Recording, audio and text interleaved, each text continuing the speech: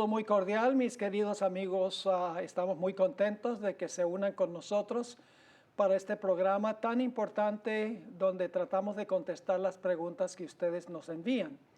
Quiero decirles que si tienen alguna pregunta pueden enviarla a tv@secretsunsealed.org. Una vez más, tv@secretsunsealed.org. Esta mañana tenemos una pregunta muy importante que tratar, pero antes de hacerlo queremos tener una palabra de oración. Estoy aquí con mi querido amigo el pastor Gouveia de la Iglesia Central aquí en Fresno y voy a pedirle al pastor Gouveia que nos dirija en oración. ¿Cómo no? Oremos. Querido Padre Celestial, te agradecemos mucho por esta oportunidad de hablar de tu palabra, de contestar algunas preguntas, Señor. Y pedimos que tu Espíritu Santo pueda descender sobre nosotros, pueda dirigir todo lo que va a ser dicho y pueda también bendecir y ayudar a cada persona que está escuchando o mirando ese programa y que pueda tener su idea muy clara sobre lo que vamos a tratar y que todo esté de acuerdo con tu santa palabra, la Biblia. Es lo que pedimos en Cristo Jesús. Amén. Amén. Solo una corrección y es que la dirección donde deben mandar sus preguntas es tv arroba, no tv punto, sino tv arroba secretsunsealed.org. Ahora, esta mañana tenemos una pregunta muy interesante. Se basa en el pasaje que encontramos en Génesis, el capítulo 6 y los versículos 1 al 4. Así que lo que quiero hacer es leer este pasaje y luego entonces vamos a tratar de interpretar este pasaje, pastor, que ha sido usado en diferentes maneras. Dice así: aconteció que cuando comenzaron los hombres a multiplicarse sobre la faz de la tierra y les nacieron hijas, que viendo los hijos de Dios que las hijas de los hombres eran hermosas, tomaron para sí mujeres escogiendo entre todas.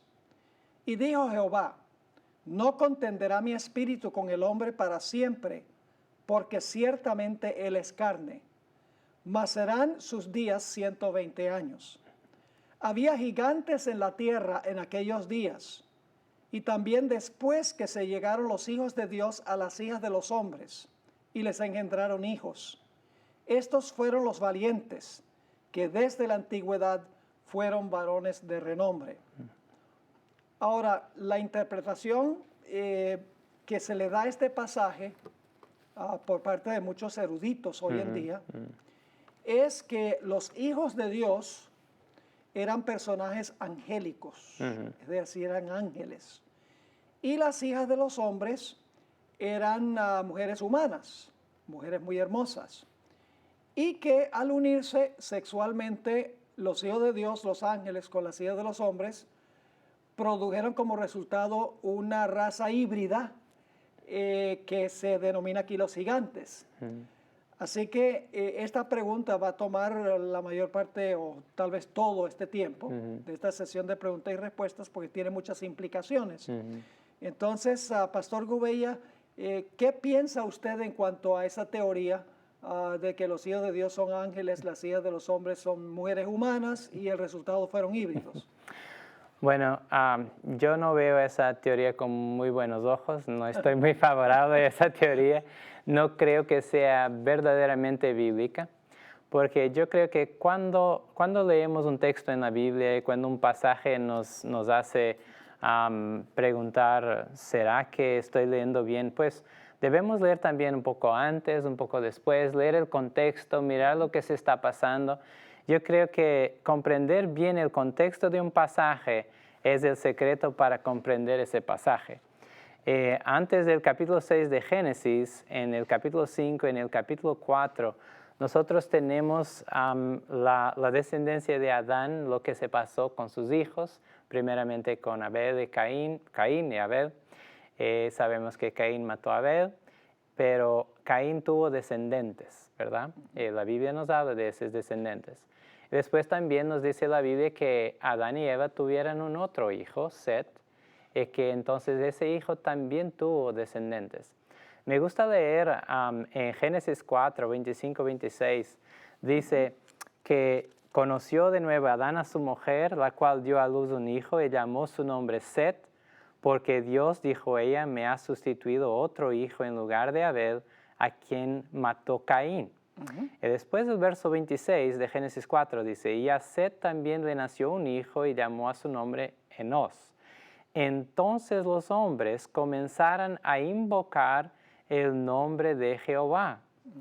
Y ese pasaje para mí es muy significativo porque nos muestra que ese hijo de Adán y Eva que ellos tuvieron después de Caín y Abel, ese hijo era un hombre de Dios, era un hombre consagrado a Dios, un hombre que llamó, que invocó el nombre de Dios, y de ahí de su descendencia nacieron hombres también que estaban invocando a Dios. Y lo interesante es que en el siguiente capítulo, en el capítulo 5, está la genealogía o el linaje de los que vienen con Set. Exacto. Vienen de Set. Es decir, la genealogía de los justos. Exacto. En esos justos tenemos Enoc, por ejemplo, que caminó tan cerca de Dios que fue al cielo, ¿verdad? Correcto. Y entonces yo creo que los hijos de Dios eran exactamente esa descendencia de justos. Okay.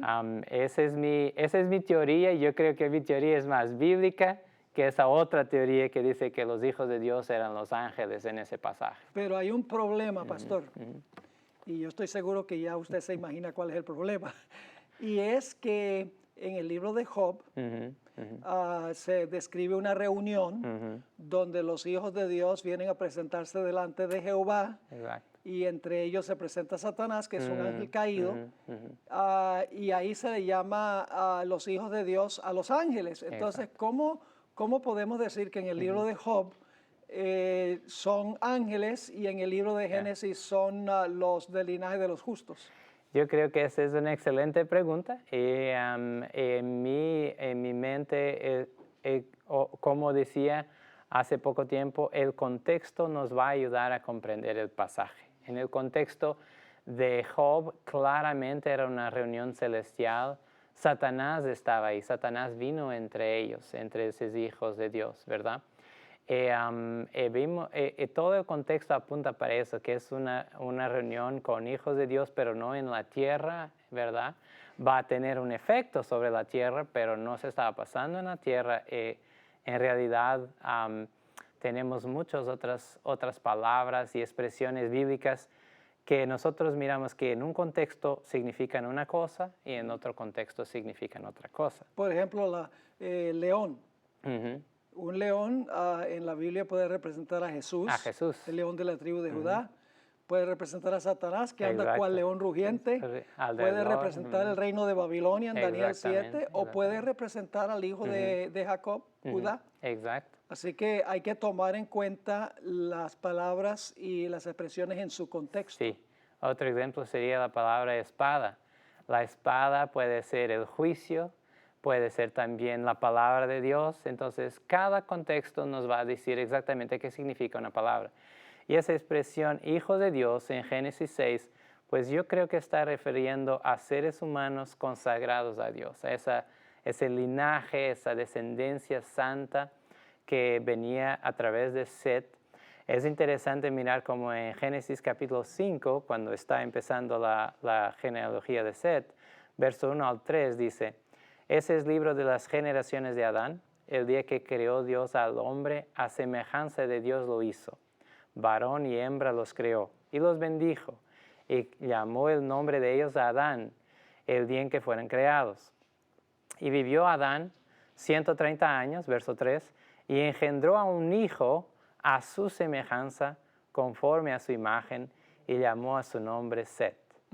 Y eso es bien interesante, mirar cómo Dios creó al hombre, pues el hombre no era un Dios, fue creado a la imagen y semejanza de Dios. Pero después también el hombre tuvo un hijo a su imagen y semejanza. Infelizmente era un hijo ya con algunos problemas porque nació ya de un padre pecador. Adán ya había caído en pecado, entonces ya no reflejía perfectamente esa imagen divina. Pero era un hijo que estaba caminando en los caminos de Dios. Y es interesante que la hermana de White comenta eso exactamente. Y nos ayuda a mirar que esa descendencia eran los hijos de Dios, por oposición a la descendencia de Caín, que eran los hijos de los hombres. Tal vez un poquito más adelante podemos leer esa cita que presenta el Espíritu de Profecía. Claro que sí. Pero ¿hay algún versículo en la Biblia que identifica a los hijos de Dios como los conversos, como los que han recibido a Cristo como Salvador? Sí. ¿Será que hay otros textos que nos ayudan a entender qué significa hijos de Dios? Yo creo que sí. Por ejemplo, en Romanos tenemos un texto. Hay en realidad, yo creo que podríamos mirar varios textos que nos ayudan a encontrar, a ver que los verdaderos hijos de Dios en esa tierra son las personas que se han entregado a Jesús o los creyentes que han caminado con Dios en el Antiguo Testamento. Pero en Romanos capítulo 8, verso 14, por ejemplo, tenemos ese texto que dice, porque todos los que son guiados por el Espíritu de Dios, estos son hijos de Dios. Una expresión en otro idioma, pero lo mismo que Génesis 6. Exactamente. Y en Gálatas 4 y el versículo 4 y 5 dice, pero cuando vino el cumplimiento del tiempo, Dios envió a su Hijo, nacido de mujer y nacido bajo la ley, para que redimiese a los que están bajo la ley, a fin de que recibiésemos la adopción de hijos. De hijos. Entonces somos hijos de Dios por medio del Señor Jesucristo. Amén. Amén. Nos hacemos hermanos y hermanas de Jesús, y como somos hermanos y hermanas, tenemos el mismo Padre. Somos hijos de Dios. Dice Hebreos capítulo 2 que Jesús no se avergüenza de llamarnos hermanos, ¿verdad? Amén. Ahora, hemos hablado, pastor, de los hijos de Dios. Y hemos identificado a los hijos de Dios como los conversos, como los que han recibido a Jesús como Salvador personal, los justos, que son los que vienen del linaje de Set. Pero no hemos hablado sobre las hijas de los hombres, la identidad de las hijas de los hombres. Entonces, ¿quiénes serían las hijas de los hombres? Las hijas de los hombres. Pues por oposición a los hijos de Dios, que sería ese linaje que venía de Set, pues creo yo, y creo que tengo elementos bíblicos para eso, que las hijas de los hombres eran las descendientes de Caín. Personas que no estaban invocando el nombre de Dios como los descendientes de Set, personas que tenían un estilo de vida quizás diferente de los hijos de Dios, de la descendencia, ese linaje que venía de Set, que no caminaban con Dios y pues que vivían vidas que serían peligrosas para los hijos de Dios, que los podrían corromper. Creo que tenemos en la Biblia, como por ejemplo en Eclesiastes capítulo 8, versos 11 a 13, esa expresión que habla de los hijos de los hombres como personas que no están caminando en los caminos de Dios. Eclesiastes 8, 11 a 13 dice, por cuanto no se ejecuta luego sentencia sobre la mala obra, el corazón de los hijos de los hombres está en ellos dispuesto para hacer el mal. Aunque el pecador haga mal 100 veces y prolongue sus días, con todo yo también sé que les irá bien a los que a Dios temen, los que temen ante su presencia, y que no le irá bien al limpio, ni le serán prolongados los días, que son como sombra, por cuanto no teme delante de la presencia de Dios. Entonces aquí el verso 11 identifica claramente el corazón de los hijos de los hombres que está en ellos dispuesto para hacer el mal. Entonces diríamos que cuando un ser humano acepta la gracia de Dios, se entrega a Dios, clama a Dios, Dios a través de Jesús lo considera como su hijo, ¿verdad? Amén.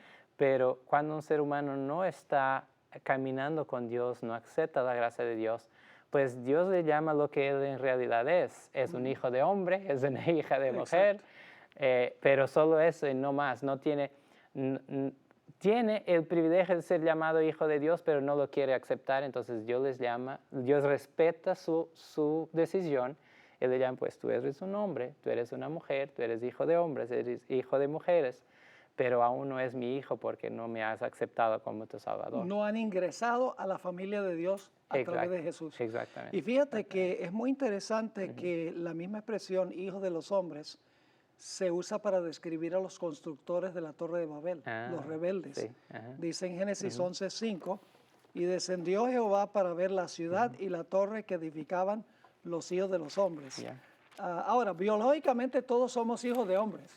Exacto. Pero en estos versículos la Biblia está usando la expresión en un sentido técnico de la palabra, Exacto. que los hijos de los hombres están en contraste con las hijas, con los hijos de Dios. Así que claramente en Génesis las hijas de los hombres se referiría a las mujeres que descienden del linaje de Caín. Exacto. Ahora, hay otro punto y es que claramente el contexto de Génesis 6, 1 al 4 indica que los hijos de Dios son los descendientes de Set, mientras que las hijas de los hombres son descendientes de Caín. Caín. Y es porque en Génesis 4 está la genealogía de Caín. Luego en Génesis 5 está la genealogía de Set. Exacto. Y luego en el siguiente versículo se mencionan los hijos de Dios y las hijas de los hombres. Claramente, las hijas de los hombres son descendientes de Caín y los hijos de Dios son los descendientes de Set. Sí. Ahora, la pregunta surge, ¿qué vieron los hijos de Dios en las hijas de los hombres que no vieron en las hijas de Dios? Porque indudablemente había también hijas de Dios. ¿Por qué los hijos de Dios no miraron? Seguramente también eran bonitas, ¿verdad? Me imagino. Exacto, no eran feas, pero tenía que haber alguna diferencia, porque dice en Génesis 6 que los hijos de Dios vieron que las hijas de los hombres eran hermosas. Bueno, las hijas de Dios indudablemente también eran hermosas, pero tenía que haber alguna diferencia. ¿Cuál sería esa diferencia? Sí, es interesante estudiar, por ejemplo, en Génesis 5, cuando estudiamos los significados de los nombres de los descendientes que eran de ese linaje consagrado a Dios, esos nombres tienen un significado muy, muy bonito y muy importante. También en Génesis capítulo 4, cuando leemos los nombres de los descendientes de Caín, miramos que hay 3 mujeres, y es interesante estudiar el significado de los nombres de esas mujeres. Una de esas mujeres, Adá, que está en Génesis 4, 19, tiene un nombre muy interesante que significa estar con ornamentos, ¿verdad? Y entonces, ¿será que posiblemente sería eso? Que los ornamentos, la manera como ellas se presentaban, como producían su exterior, ¿verdad? Como embellezaban su exterior con cosas con cosas materiales, quizás eso ha atraído la atención de los descendientes de Set, porque ellas utilizaban cosas que quizás que iban a apelar más a su naturaleza carnal, digamos así. Y es interesante que la tradición judía, en el Talmud, varios rabinos explican que las mujeres antes del diluvio, las hijas de los hombres, se adornaban con pintura, se ponían joyas y de esa manera atrajeron, claro, en la tradición judía ellos creen que los hijos de Dios son ángeles, pero dicen que los ángeles vieron en estas mujeres todos estos adornos externos y eso fue lo que llevó a la corrupción de la raza antediluviana. Es interesante que la tradición, claro, no vamos por tradición judía, pero nos ayuda a entender un poco lo que el texto está diciendo. Sí, es interesante. Es interesante estudiar eso en toda la Biblia, porque en la Biblia sí tenemos joyas, adornos, ornamentos, pero normalmente cuando leemos sobre ese tema, normalmente cuando los seres humanos los pongan en sí, eso no es muy bien a los ojos de Dios. Hasta cuando hay momentos de reavivamiento en el pueblo, nosotros miramos que los hijos de Israel pues quitaban sus atavíos, quitaban sus ornamentos, sus adornos, y estaban buscando ahora la faz de Dios sin esas cosas. Seguramente que el corazón humano es pecador, es muy débil, muy deprisa poniendo un adorno sobre sí, la persona se llena de vanidad, de orgullo. Eso es peligroso. Y yo creo que en el Nuevo Testamento tenemos también algunos elementos de respuesta que nos permiten mirar cómo Dios Él desea que tengamos adornos en nuestro carácter y no tanto en nuestro cuerpo, ¿verdad? ¿Dónde estarán esos textos? Pues aquí me encanta mirar cómo Pablo y Pedro estaban en acuerdo, como todos los autores de la Biblia, ¿verdad? Sabemos que Pablo una vez ha reprendido a Pedro, pero a nivel de doctrina los dos estaban muy, muy unidos. Pedro hasta defiende los escritos del apóstol Pablo. Tenemos en 1 Pedro 3, 1 al 5, la Biblia nos dice: asimismo, vosotras mujeres estad sujetas a vuestros maridos, para que también los que no creen a la palabra sean ganados sin palabra por la conducta de sus esposas, considerando vuestra conducta casta y respetuosa. Vuestro atavío no sea el externo, de peinados ostentosos, de adornos de oro o de vestidos lujosos, sino el interno, el del corazón, en el incorruptible ornato de un espíritu amable y apacible, que es de grande estima delante de Dios. O sea, que es el carácter más... El carácter, el interno. Lo que Dios desea es mirar la belleza interior, y un día tenemos la promesa que Él nos dará un cuerpo nuevo, bellísimo. Claro, no vamos a decir que vamos a desconsiderar completamente nuestra apariencia. No creo que sea eso que el apóstol Pedro nos está diciendo. Pero el cuidado que tenemos con esta apariencia debe reflejar una fe en Jesús, un gran deseo por su venida. Debe mostrar que ponemos nuestras prioridades en las cosas del cielo y no tanto en las cosas de la tierra. Y el apóstol Pablo confirma exactamente con esa idea, pues en 1 Timoteo 2, 8 a 11 dice: quiero pues que los hombres oren en todo lugar, levantando manos santas, sin ira ni contienda. Asimismo, que las mujeres se atavíen de ropa decorosa, con pudor y modestia, no con peñado ostentoso, ni oro, ni perlas, ni vestidos costosos, sino con buenas obras, como corresponde a mujeres que profesan piedad. Y eso para mí es interesante. Si yo gasto muchísimo dinero con cosas exteriores, cosas que van a pasar, cosas que realmente no me están acercando a Dios ni acercan otras personas a Dios, entonces, ¿cómo puedo yo profesar piedad, verdad? Y la gente dice, la gente usa la excusa y dice, bueno, ese asunto del uso de joyas, eso era el Antiguo Testamento, que Dios decía que no, pero en el Nuevo Testamento ahora Dios dice que está bien. Sí. Pero tanto Pedro como Pablo dice que ese no debe ser el adorno. Lo que debe atraer a otras personas no es la apariencia externa, sino el carácter de la persona, la forma de ser de la persona. Y es interesante, pastor, que en la Biblia Dios sí adornó a Lucifer con piedras preciosas. Exacto, Dice en Ezequiel 28, ¿verdad? Y hay otros textos donde dice que Dios adorna a su pueblo con joyas, pero tenemos en la Nueva Biblia, Jerusalén también adornada para su... Pero cuando la Biblia dice que Dios adorna, es señal de santidad. Pero cuando la Biblia dice que nosotros nos adornamos, es lo contrario. Yo chequeé eso y entonces cuando uno toma eso en cuenta, uno se da cuenta que en realidad la Biblia no está justificando el uso de joyas. Sí. Jesús ha dicho que no hay que buscar la gloria que viene de los hombres, pero la gloria que viene de Dios, ¿verdad? Cuando buscamos nuestra propia gloria, cuando intentamos mostrarnos a nosotros mismos y no glorificar a Dios, pues ese es un trazo de carácter satánico. Pero cuando buscamos la gloria de Dios, Dios se encarga de embellezarnos a nosotros. Exacto, exacto. Ahora, un punto más, porque el tiempo se está acabando. Los gigantes de Génesis 6. ¿Quiénes eran esos gigantes?